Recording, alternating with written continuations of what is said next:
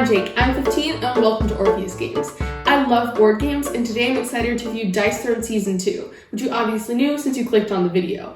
Dice Throne Season 2 is published by Roxley Games and designed by Nate Chantelet, Manny Tremblay, and Gavin Brown. This is an After the Hype review, which is a review I make after all the excitement came out after the game was first published and everyone got it. And I've played it a lot, so I'm not in the new excitement stage of getting it, and I can reflect how it works in my collection. First, I'm going to start with an overview of how the game works before diving into categories of its appearance, design, practicality, and final thoughts.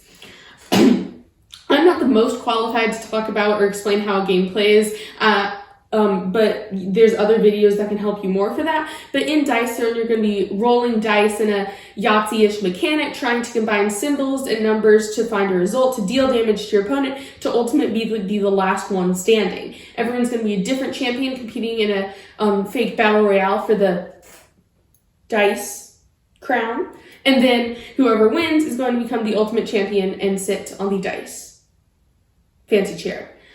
Here's just an example setup with the Gunslinger and Cursed Pirate. The game is for 2 to 4 players, but I believe, and I've only played it at 2, and I think that's where it works best. First, talking about the appearance. Let's talk about the artwork for this game. And this is one that I think is really a standout and very unique. All the characters are very realistic looking and super cool, but they all sort of are sort of drawn looking, but they all have really deep color. It's not anime, but it's very cool. It's a very unique style that I think's really interesting, and they've done it with the other versions of Dice Throne, with this one, Season 1, and Marvel Dice Throne. I think it's really cool, and it's prevalent across all the cards, from whether drawing cards or looking at different faces and things, except one thing, all the characters in this game somehow have 4 fingers. I don't know, it's just, if you look at any of them, or in the cards or anything, none of them have a 4th finger. I don't know why, or maybe it's a pinky. Random fact about the game, but I think the artworks are great, and I really enjoy it in this game. There's unique pieces all across your player board, but they all sort of combine together and lend a unique theme. You can see just looking at it that the Cursed Pirate with all her purples and pinks and browns is very unique from the Gunslinger, but they still feel cohesive across their boards and like they're from the same game. They have unique fonts and fancy colors, and they all have these cool quotes and stuff. It's all really unique how they do that, and I really like the artwork. For the components for this game, I think it's really amazing. This is a $99, I believe, from the Dice Throne website for all 8 champions for the Season 2, but we'll get to that when we talk about price later in the practicality section. But for the components, they're really nice. These dice are really cool. They have very unique colors. They roll very well. The symbols and numbers are really easy to read, and it's very nice throwing a satisfying handful of dice. All the card components are really solid. They have sliders to track your health, and they move really easily without any worry, and it's very easy to tell, and it's stiff, so it's not going to change. You're going to still be able to tell the result. They have also these markers for your power or coins or whatever you could call them, but instead of having a bunch of cardboard components, it just slides really well. All the cards feel very nice to handle. They're not linen finished, but they still feel high quality, and they look really nice. All the iconography is very clear and easy to read. That's one special thing I think about the game. All the characters have unique symbols for all their dice, and there's some universal symbols for damage and unblockable damage and undefendable damage. And those are all really easy to tell the differences of and look really sharp and clean. There's also in addition to that, there's also these plastic player reference sheets, which have all the information for what any tokens do for more information, so you never have to look at the rulebook, what all their dice are. And then on the other side, a lore guide, who the character is, and more art, which I think is amazing, and they didn't need to include that at all. And they have player references for each character, a rulebook, and if I can grab this, each character comes with their own artwork, individual tray, which you pack together with a plastic lid and slide into the box, where you can pull it out and set up in literally 1 minute tops. The game's components are amazing and fantastic for a game like this. It's super easy to set up. Everything feels nice and expensive and high quality. It's very fun to handle, very sharp, very clean. Some of the best components for a game of this quality and size that I've seen in a very long time. Nothing's extra, nothing's extravagant. It's all just incredibly helpful and anything you can want for a game like this. Incredible components. As for the theme, it's a little bit looser here since you're all competing, for a crown. And All the different characters are like unique. There's the gunslinger, the samurai, the cursed pirate, the huntress, the seraph, which is like an angel. They feel kind of detached from each other.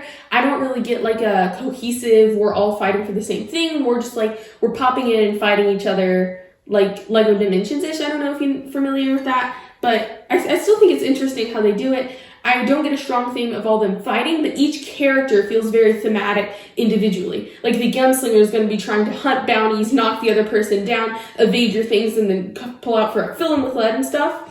While the cursed pirate is going to be passing around this bomb, which might explode. Their loot have cursed doubloons they have to manage, and they could even parlay or make their opponents wither. It's really cool, and all the different abilities have these cool names, like X marks the spot, walk the plank, shiver me timbers, or light the fuse. While the gunslinger has bounty hunter, quick draw, take cover, fan the hammer. They're all cheesy, but they're really fun, and they all have these ultimate abilities like fill them with lead or pirate's touch. And these cool quotes on their boards too. The gun is mightier than all of you. Or whatever it takes, the booty will be mine. All of them, so the theme feels really great individually for all of the characters, but overall it doesn't really feel cohesive. Like it's one big competition or that there's any big reward, more like we're just fighting. But that's good for it, it's just a lighter game. So that's the appearance, which is amazing. Moving on to the game design. First, the complexity. The game is easier than it looks. It's basically like the artwork and the different abilities and terms make it look complicated, but it's not that much. It's very easy to reference what everything does. It's very clear in the rule book. The explanations and player aids are really helpful. It's not that complicated. It's a little tough. It's like Marvel United level, I think. But it's not that complicated at all. It's like a step up from normal, like a gateway game. But I think it's pretty solid and not difficult at all, especially for like gamers. Moving on to the mechanics for the game. So rolling dice is primarily the thing, but it's not all luck based. You have 3 different rerolls, and then you have cards you can play to modify it. You also have resource management, and you're keeping track of your health. You're managing tokens, and some are like passing around like hot potato, or dealing damage over time, or comboing. It depends on the character, but they're all pretty simple to understand. And especially in Dice Throne Season 2, I've heard more so than Season 1, all the characters feel very unique. Like the Seraph is healing and then has this ultimate thing where they cannot die. The Vampire is going to be putting out and making opponents bleed so they take damage over time. The Artificer is going to be like building these machines which he can upgrade and then put on their opponents, which I think is really cool. They all feel unique. For innovation, I think that's one of the big things too. They took this design space and made all the characters very unique and different while still retaining the same basic ease of access to the game. Some characters are more difficult to understand than others, but also they have markers on each character so you can recognize which one's the easiest to the hardest, which makes sense. And also about innovation, I'd like to touch on the diversity for the game, where 4 out of 8 characters for the season are women, which I think is great, but also only 1 or 2 of the characters are not white, which I think could be something improved on, and I don't know if it was especially fixed by Marvel Dice Throne or Dice Throne Season 1. But that's the game design. Moving on to the practicality. The price, I think this was $99 or $94 off of the Dice Throne official website. This is like the Kickstarter battle chest, they call it, or something, which you can buy each of the individual, they come in two sets with 2 of the champions in retail stores like Barnes & Noble or online or anywhere. But this like combines it all into one big box, and it fits 8, and it's very well designed, and I really like it for what it is, and you save money for buying it all at once. I think if this seems like a game for you, it's definitely worth the price. But about storage, it takes up a lot of space. Like this is a really big box, and it's good. It has a lot of stuff. The champions slide in on the sides here, and it fits 8 down. So I don't know how they could have shrunk it, especially since that could have compromised the ease of setup. But it depends on how much space you have for it. I still have space for now, but that's for now. It takes up a significant amount of space for what it is, based on the complexity, but I think it's a really good game, so that's because of it. Speaking of if it's a good game, let's move on to final thoughts. I think you'll like Dice Throne Season 2 if you're looking for a fun game with a little bit more challenge. Maybe you're introducing someone more into the hobby. You're looking for a fighting game and don't mind losing. You don't really need to mind losing or be a poor sport anyway, since games are over in like 20 minutes-ish.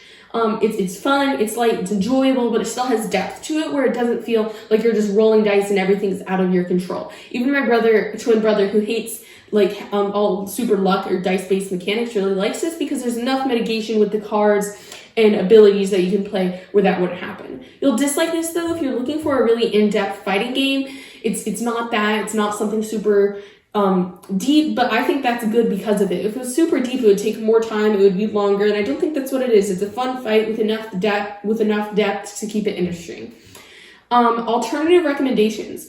If you're looking for something more difficult than this for like a 2-player game, yeah, you could recommend Root, especially with the Marauder expansion. That's a more difficult. It has a whole board. It's a lot more complicated. It's longer. There's also there's other great 2-player games like Star Wars Rebellion, super long, super in-depth, head-to-head tactical duel over many hours. But I think this is light and easy because of it. If you're looking for something even lighter, I don't know if it's still in print, but I could recommend Lego Minotaurus I had when I was a kid, or I'm still like a kid, but like when I was much younger, and I still have actually over there. Zombicide games are a co-op and still light and enjoyable, and I don't really know if there's I'm sure a ton of other games with this generic theme.